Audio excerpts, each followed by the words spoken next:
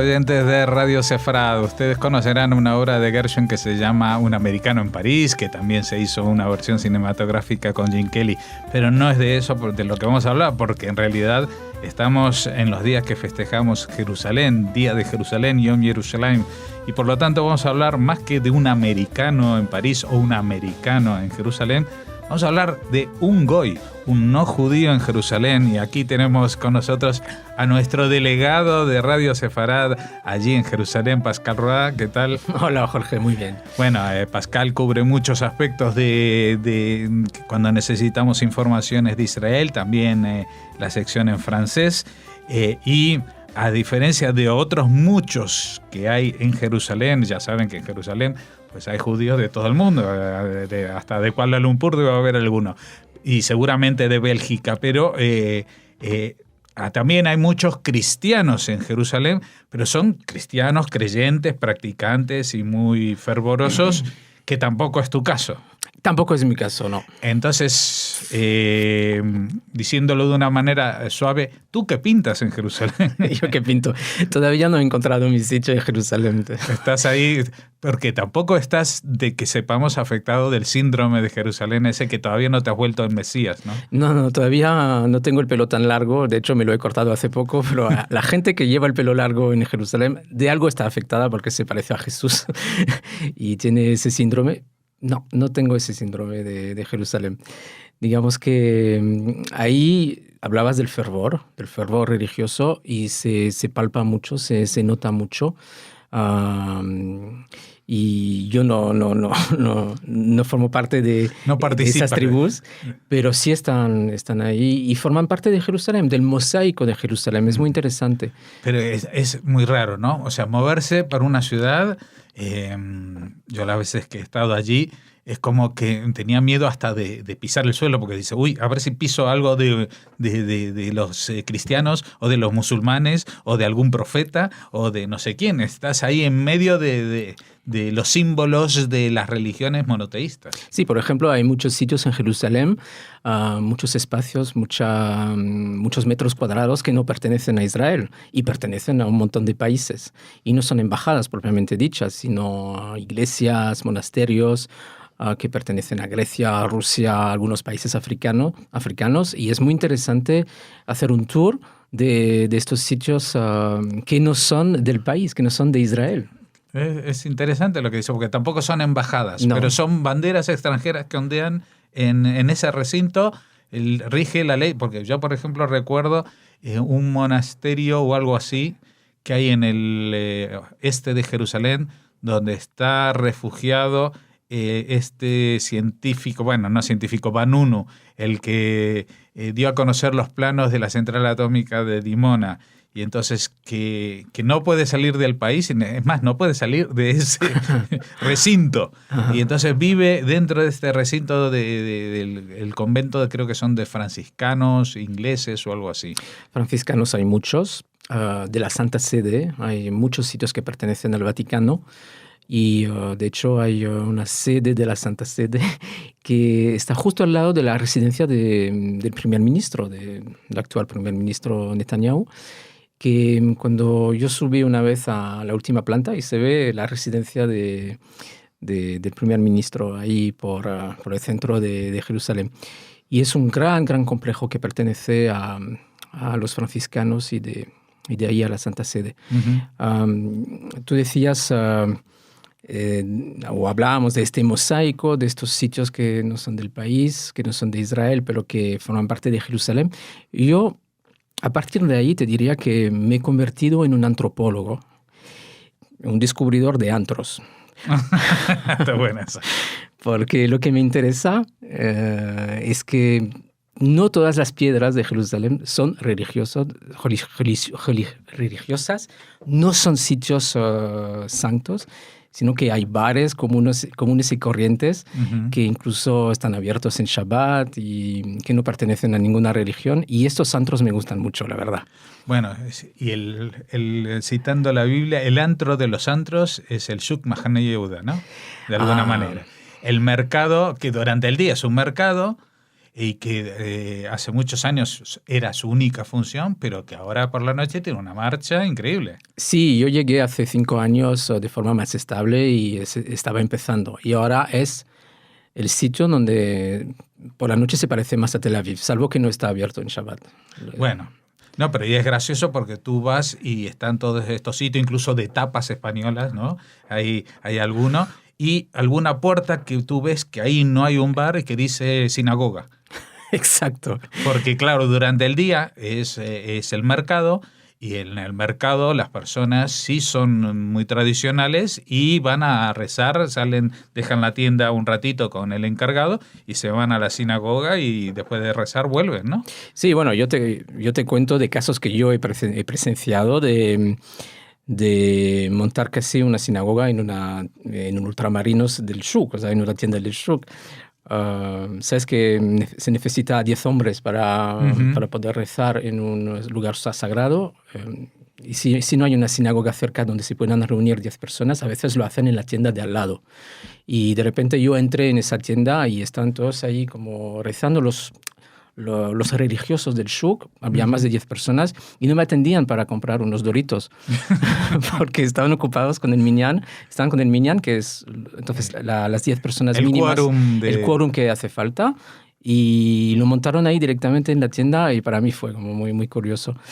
Y efectivamente es un lugar, el Shuk, que tiene esa cara de día y esa cara visible de día y esa cara más oculta de noche, donde a mí me gusta mucho, por ejemplo, bailar a las 2 de la mañana y estar entre una cabeza de pescado y unos limones que se han quedado en la tienda de al lado. Es muy, muy interesante y forma parte de ese folclore, más que folclore, esa cultura de Jerusalén, donde no todo es como un santuario, no todo es santificado, ¿no? Entonces, esto me interesa también porque al no ser religioso yo, de ninguna religión, me interesa reivindicar esa faceta no religiosa de Jerusalén, esa faceta secular. Y muchos de mis amigos, que sean judíos o no, también luchan para eso, un poco para reivindicar la faceta no religiosa de Jerusalén, porque es más diverso, es más interesante. Claro, es como decir que aparte de todo eso también hay vida normal en Jerusalén, ¿no? Vida normal, sí. Porque ya no es que quieran hacer que Jerusalén se vuelva el sitio de moda de las discotecas, sino más o menos que no sea un sitio solamente religioso, ¿no? Porque es imponente toda la parte esa. Sí. Y la parte arqueológica, pues ya no es solamente lo que tienes a tu altura, sino lo que hay debajo de los pies, ¿no? De pronto, por todas partes aparecen revelaciones arqueológicas y túneles que tú estás caminando por 5.000 años de civilización encima. Eso desde luego. O sea, si quieres la marcha a tope, te vas a Tel Aviv o incluso a Haifa, pero a Jerusalén, incluso cuando sales de marcha, sientes esa espiritualidad. O sea, sin ser religioso, sin ser practicante de nada, la sientes. Y eso... Y aparte se ve, o sea, incluso olvidándose de la parte más exótica de ver a la gente de otras religiones. Solamente de ver judíos religiosos ultraortodoxos, pues te llenas la vista, ¿no? Sí, sí. De hecho, en el mercado, en el Shuk, en el mercado Mahane Yehuda, es interesante ver esa mezcla porque todo el mundo está representado ahí, de los religiosos, digo, de los judíos a los no judíos, de los frailes que llevan su vestimenta y de los judíos o sea, seculares, de los que tienen la kipa tejida y los más ortodoxos también. Hay toda esa mezcla, todo ese mosaico y por eso a la gente que va a Jerusalén, creo que antes de ir al cóctel tiene que ir al Shuk para ver, para oler, realmente oler ese mosaico. Uh-huh. Bueno, luego otra palabra que siempre se asocia a Jerusalén, a Sion, es que cuando uno en hebreo se dice, en vez de decir voy a Jerusalén, dice subo a Jerusalén. ¿No? O sea, tampoco es que es el Himalaya eso. Pero está más alto que Madrid. Está más alto que Madrid, sí, pero tampoco es que vienes de pronto te encuentras una montaña muy alta que hay que escalar. O sea, hay una subidita que vamos, en ciclismo se diría un puerto de segunda clase, tampoco sería de primera, ¿no? Si no son los Alpes. No son los Alpes, el Alpe d'Huez no es el Alpe d'Huez, y sin embargo sí que transmite como una sensación de separación, ¿no? Que eso está ahí como el ombligo del mundo y controlando desde ahí arriba toda la zona. Sí, se nota una separación de muchas maneras y creo que la subida, bueno, físicamente lo notas por dos razones. Primero porque se te tapan los oídos, es así, y de repente, sí, estoy subiendo. Es como lo que llamamos en ciclismo otra vez, faux plat en francés, es decir, una subida que no parece una subida. Donde tú lo ves en la tele y dices, que están subiendo, no se ve, pero sí, se están. Y físicamente también porque hace más fresco en verano y hace más frío, incluso nieva en algunos inviernos.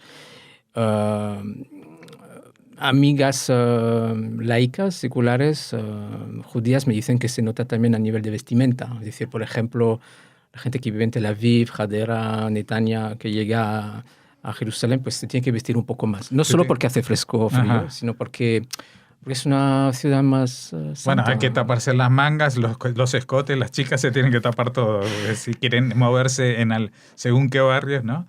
Pero aparte, esto de que te quedas se te tapan los oídos, te puede pasar dentro de la propia Jerusalén, caminando entre las calles, porque las calles son de todo menos planas. No hay ninguna calle que uno pueda decir, sí, la del tren ligero, ¿no? El tren ligero es quizás la parte más plana de Jerusalén. Sí, lo consiguieron, sí. Pero siempre las calles están muy empinadas, para arriba, para abajo, las carreteras, las calles.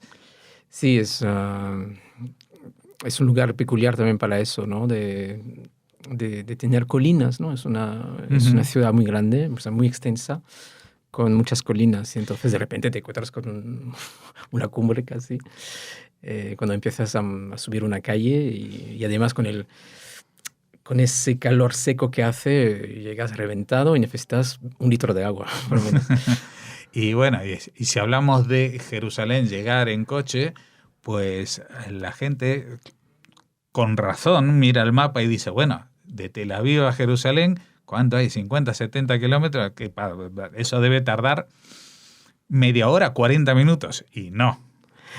Sí, hay una distancia muy relativa. Muy relativa. Una cosa es, pero eso también es extensible a todo Israel, ¿no? O sea, las distancias en Israel son en medidas en kilómetros son pocas, pero luego se complica. Y eso que son buenas carreteras ahora. Sí, son buenas carreteras, pero muy taponadas. Pero claro, hacen buenas carreteras, entonces se compran mejores coches y ya nadie se mueve igual. Sí, no, la paradoja de los medios de transporte es que efectivamente las carreteras están estupendas, pero hay demasiados coches, sobre todo que hacen el recorrido cada día entre Jerusalén y Tel Aviv. Mucha gente de Jerusalén, por ejemplo, va a trabajar a Tel Aviv o alrededor y entonces, en teoría, cuando lo haces en Shabbat, por ejemplo, que hay menos tráfico, pues sí, en 50 minutos lo recorres sin ningún problema, pero entre semana puede durar 2 horas, 2 horas y media.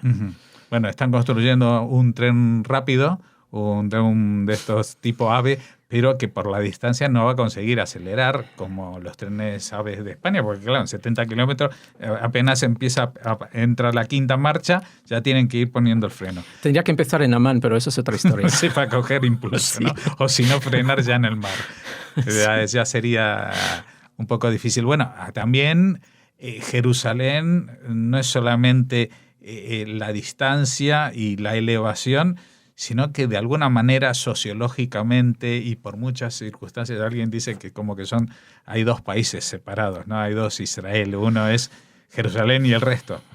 Sí, hablábamos de distancia física, pero también mental, la distancia es muy grande, es decir, yo fui, no sé, un Shabbat a Tel Aviv, se toma un colectivo, así un autobús colectivo desde Jerusalén para llegar a Tel Aviv y efectivamente llegas muy, muy rápido y cuando llegas a la fiesta de tus amigos y dices que vienes de Jerusalén, te miran como casi el Mesías, ¿no? Como que, ¿cómo? ¿Qué viniste de Jerusalén?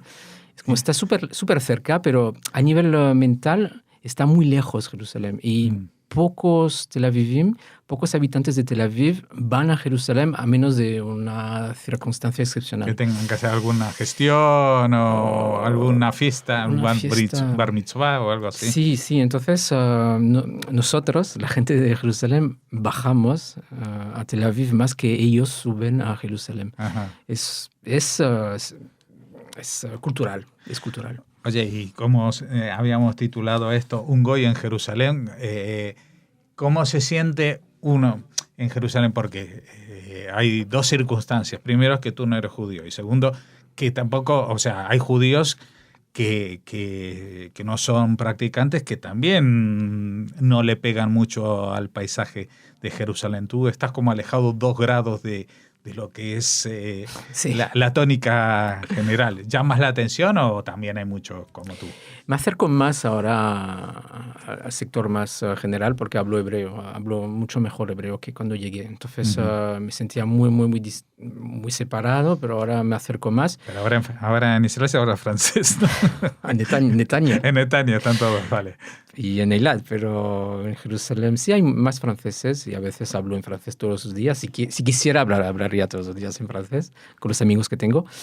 Pero digamos que Jerusalén tiene esa ventaja de tener ese mosaico, o sea, gente de todos los lados, de todas las culturas, religiones o no religiones.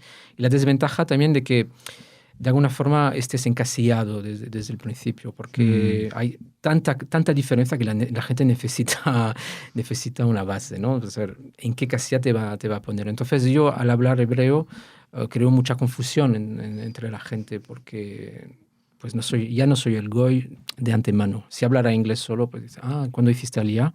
Y cuando llegas a decir, no hice aliyá porque no soy judío, pues ya te han encasillado, que es un poco la pregunta que te hacen al principio. Pero al hablar hebreo ya he pasado esa etapa de cuando hiciste aliyá, que no me molesta decir que no soy judío, sino que me molesta que ya de antemano me van a hablar de una forma especial porque no soy israelí. En plan guiri no te van a hablar. En plan guiri. O sea, el goy es el guiri de ahí. Bueno, el goy tienes que estar acostumbrado porque has vivido en España y aquí te han tratado como guiri porque eres belga y son cosas que no se puede quitar uno de encima tan fácilmente. Bueno, esto simplemente ha sido una pincelada para mostrar un Jerusalén que no solamente es historia milenaria, que no solamente es el Jerusalén de Dominique Lapierre y Collins de la guerra del 48 o el de Jerusalem Shel Zahav de la guerra del 67. En realidad se puede vivir en Jerusalén sin estar en guerra. Se puede vivir en Jerusalén, la cuna de todas las religiones monoteístas, sin practicar ninguna de ellas. Esta es la demostración. Y simplemente disfrutar de una ciudad que es única, ¿no? Es única en el mundo mundial.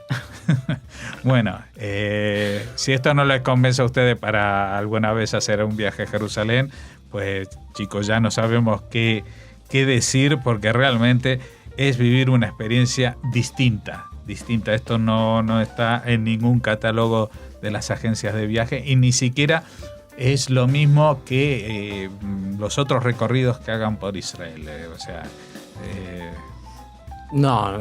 Jerusalén... Hay que ir al Shuk, hay que ir a Mahane Yehuda antes de ir al Kotel, antes de ir al Muro de los Lamentos, porque merece la pena. Bueno, a ver, que no se confundan con la lista de la compra y no la pongan en el Kotel. Bueno, muy bueno. Muchas gracias, Pascal Ray, nuestro corresponsal en Jerusalén, que hoy se encuentra con nosotros de visita aquí en Madrid, un goy en Jerusalén. Muchas gracias. Gracias.